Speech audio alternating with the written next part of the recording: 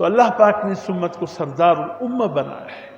جس طرح حضور صلی اللہ علیہ وسلم سرتاج الرسل ہے، سرتاج الانبیاء ہے، انبیاء میں عظیم مقام اللہ نے آپ کو عطا فرمایا، اسی طریقے سے اس امت کو بھی اللہ نے ایک بہت بڑا مقام عطا فرمایا۔ اور پھر اللہ پاک نے جو کچھ اس امت کو دیا ہے وہ سب سے منفرد اور سب سے عظیم ہے۔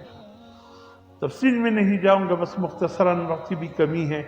دیکھیے اللہ پاک نے ہمیں چن کر کے کچھ احکامات دیے ہیں، چن کر۔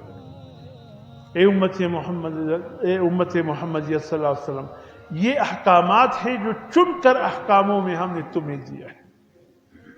بنی الاسلام علی خمس، شہادت ان لا الہ الا اللہ وان محمد الرسول اللہ واقام الصلاۃ وایتاء الزکاۃ وتصوم رمضان وتحج البیت ان استطاع الیہ سبیلا۔ یہ 5 چیزیں ایسی ہیں جو دین اسلام کی بنیاد ہے۔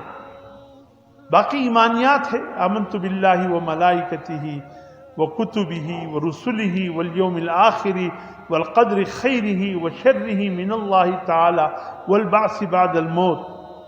اس کا تعلق دل کے ساتھ ہے۔ کچھ پتہ نہیں ہے ہمارے دل میں کیا ہے، اللہ پہ کس قدر ایمان رکھتے ہیں، اللہ کی فرشتوں پر ایمان ہے، کتابوں پر ایمان ہے، رسولوں پر ایمان ہے، اس کا تعلق دل سے ہے۔ لیکن ہمارے ایمان کا اظہار کیسے ہوگا کہ ہم مومن ہیں؟ اظہار اسلام سے ہوگا کہ ہم دین احکامات پر چلنے والے ہیں۔ اسلام ظاہر کا نام ہے، ایمان دل کے اندر کی کیفیت کا نام ہے۔ ایمان کا تعلق بندے اور اللہ کے بیچ میں ہے، اور اسلام کا تعلق مخلوقات کے آپس میں ایک دوسرے سے تعلق ہے کہ درخت اپنے پل سے پہچانا جاتا ہے۔ ایک مومن ان اعمال سے پہچانا جائے گا، جیسے حضور فرماتے ہیں مومن ہوگا تو وہ نماز کا پابند ہوگا، مومن ہوگا وہ اگر صاحب نصاب ہو زکوٰۃ دینے والا ہوگا، مومن ہوگا رمضان المبارک کے روزوں کو بوجھ نہیں سمجھے گا بلکہ اللہ کے احکامات سمجھتے ہوئے لبیک و سعدیک کہہ کر ہمتن تیار رہے گا۔ مومن ہوگا، حج فرض ہوگا تو حج ادا کرے گا۔ مومن کی جو ظاہری صفات ہے وہ یہ ہوں گے۔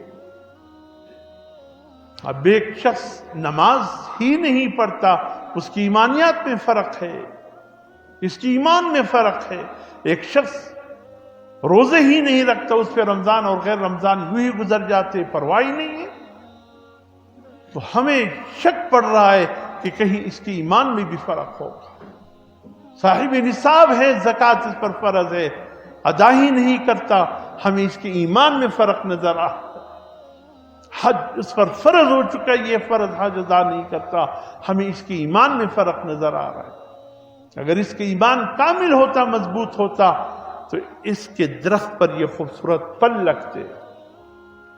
جب اس درخت پہ یہ پل ہمیں نظر نہیں آتے، نہ نماز والی پل ہے، نہ روزے والی پل ہے، نہ زکوٰۃ والی، نہ حج والی، کچھ بھی نہیں ہے، تو پھر ہمیں یہ بھی محسوس ہو رہا ہے کہ اس کا ایمان کا تن بھی خشک ہو چکا ہے۔